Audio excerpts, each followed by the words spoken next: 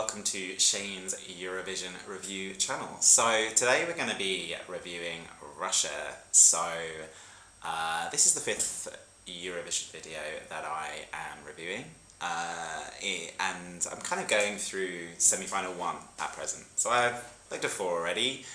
So far for me, Lithuania is the standout. It's my favourite. So Russia. Now, last year's entry from Little Big, Uno, was a huge favourite of mine. So last year, before Eurovision got cancelled, I was living in India last year. I guess that would explain some of the things around me. And we went into lockdown a little bit later than Europe in March.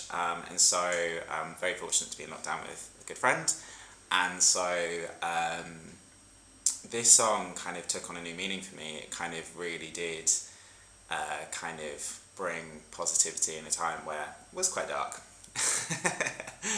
And so I was a big fan of Little Big, so I was rooting for them to come back for 2021, and was gutted when I think the jig was up pretty much before the national final that Little Big were not returning for 2021. But we knew that they were going to be involved in the national final in some way, shape or form. So weirdly enough, like this year, I haven't been very good at following the national finals, but I watched the Russian national final. It was in the week, during the week, and I was just cooking in one evening and I just had it on in the background. But I was just generally really interested why Little Big weren't returning. And it was all in Russian, obviously. So I had to kind of go to different sites after they kind of did their spiel at the beginning, just talking to the commentator in Russian.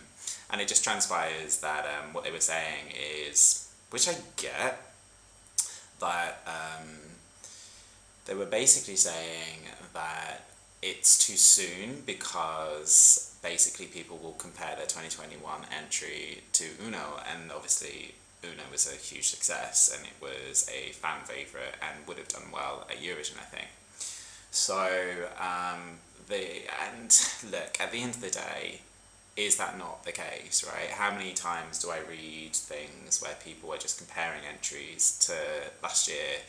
And I remember my friend, who I keep referring to in these videos, but he said right at the beginning, you know, it's really unfair for some of these artists because their songs will be compared. I think Israel was one of the first songs to be released, and like Fekalabi was just a huge fan favourite, and it was going to be really difficult for Eden to kind of compare to that, and I think whatever she produced, it would have been so difficult.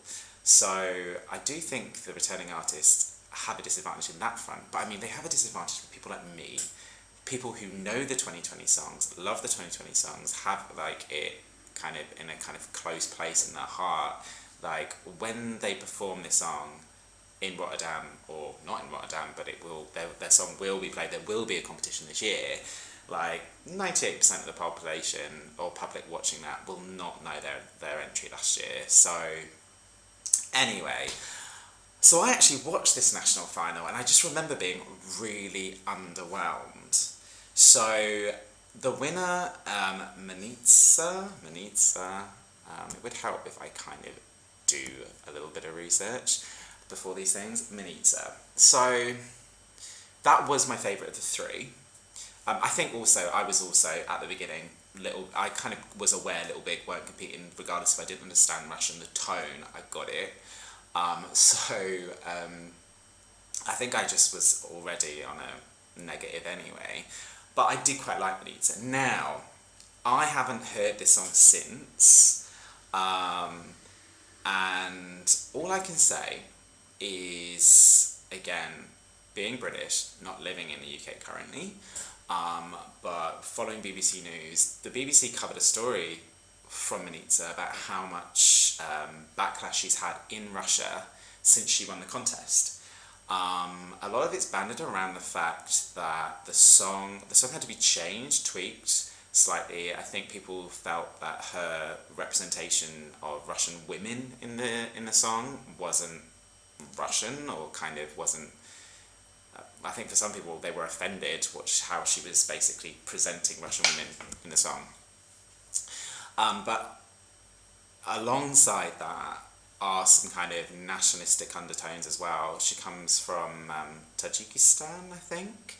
So I know that there have been some very kind of vocal opinions, and again, I'm hoping a minority, of people basically saying she's not Russian enough to represent Russia. And I don't speak Russian, but I know Dima Bilan came out and did a kind of video in support of her, basically saying, you know, to be Russian comes in all shapes and sizes. Like, come on, you know, that area, kind of how many ethnicities are in the kind of Russian state? Quite a lot, right? So I think the second undertone was, I know she is a huge advocate for equality and human rights, including LGBT. So I know obviously in Russia that is a conscientious topic. So, you know, years have gone past where Russia has sent their like best artists, and I think that's why I have kind of no conspiracy theories with Russia. I don't have any hate against Russia's entry or them doing well, because at the end of the day, if you're going to send a super successful recording artist from your country with a really decent song, then it needs to be assessed on that merit, not the country that you're representing. But years that have gone by, it's been quite interesting that these kind of real big, high profile singers, and you can understand why, don't bring up LGBT issues through the journey of being selected and obviously up until the night of the final. And I get that. I don't know the ins and outs of the laws in Russia, but I know that it's not allowed to be discussed, not allowed to be publicised, right? So, but I know she has been a huge advocate, so it's been interesting. It's quite interesting to follow her journey, actually, because she's done that before. So I don't know whether, if, fingers crossed, Rotterdam happens and she goes to Rotterdam, I don't know whether she will, as a Russian ambassador, speak favourably and promote LGBT rights, not only in the world, in Europe, in the EU, but Russia as well. So after the BBC video, I've kind of fallen in love with her a little bit, I will be honest, because there has been huge acts from Russia where I just wanted them just to be like, do you know what, be bold and just say something pro-LGBT and see what happens. But it's not really happened, as far as I'm aware, so feel free for someone to correct me on that. So let's have a look. Like I said, I haven't listened to this since watching the national final, and yeah, you can see I was doing a bit of Wikipediaing. I don't know if you can see, I'm not sure what I'm showing, on Philip Kirkorov, because he featured hugely in the national final. I just had to remind myself facts about him again. So, okay. Right, cool. So that should be going now. So let's have a look.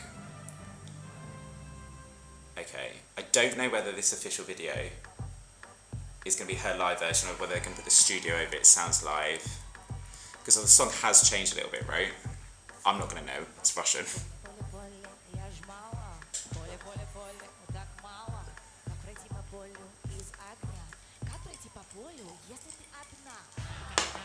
I just don't understand, like, people are saying, you know, she's not Russian enough. She's singing in Russian.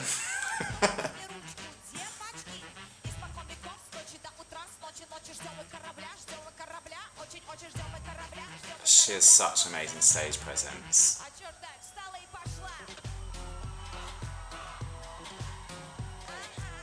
I like this beat break. I remember, I think I was washing the dishes by this point. I remember looking back at that kind of music, like, break. I was like, that's quite good. I like this more than I did on the national final, but I think I'm over Little Big not qualifying now.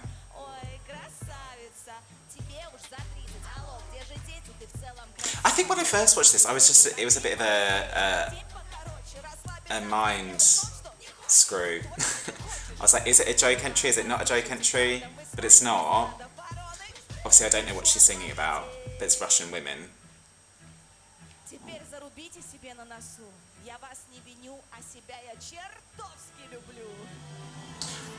Right, this is where I remember liking it. I like this kind of traditional sound. Now what I'm hoping is from now until the end, she doesn't dip, because she dipped earlier in the kind of tempo, and you want to do this, right, the break. I'm hoping, right, I really like her attitude, and now I know a bit more about her, I really like her attitude. Okay, it's still up.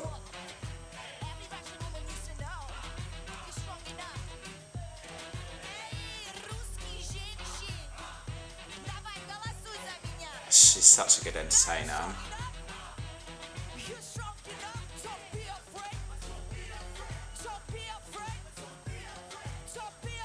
Okay. I really hope it doesn't go down. Okay. Right, so it's repeating the kind of ethnic vibe with the upbeat production behind it. So we are doing this. I just couldn't remember when I watched it first whether it was like this, and by the end it was like take it home. I just love her energy. I find it so fascinating. See, I don't understand, like, watching that, like, what are people in Russia, what's their deal, man? I don't get it. Like, I really like that song.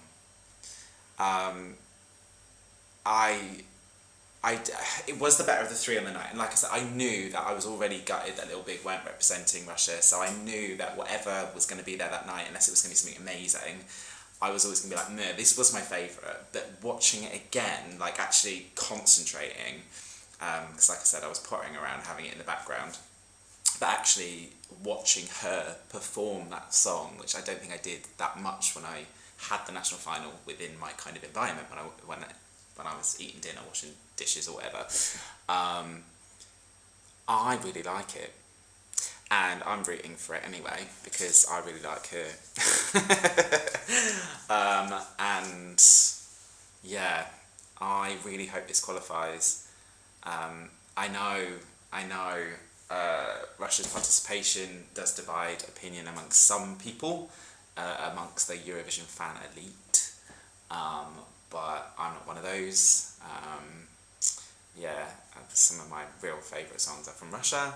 For me, it's about the artist and the song, and you just got to kind of look past, unless the artist themselves represents views and stuff I don't like, where this has happened with other countries that, in my opinion, have equally shady opinions and approaches to the LGBT community. So yeah, big fan of that song actually.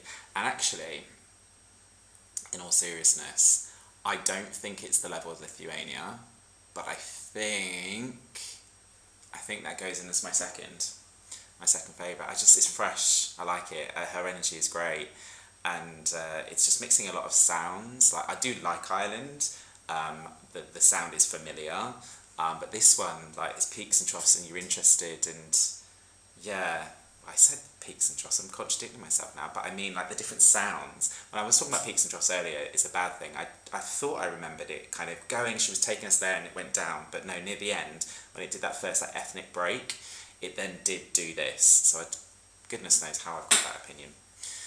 But yeah, that's my opinion, that is my views. Please let me know what you think.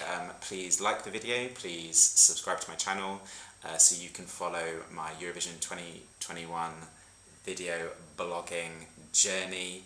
And yeah, until next time, take care.